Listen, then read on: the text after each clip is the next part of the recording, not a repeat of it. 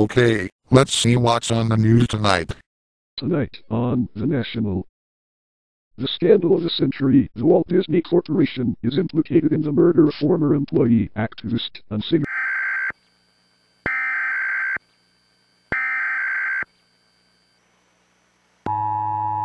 An emergency recall alert has been issued for the following cities in southern Manitoba: Winnipeg, Portage la Prairie, Brandon, Dauphin, Nepata, Minnedosa, Selkirk, and Gimli. If you have rented or purchased a Yugo 45 within the past 2 weeks, discontinue use and return it to its retailer immediately.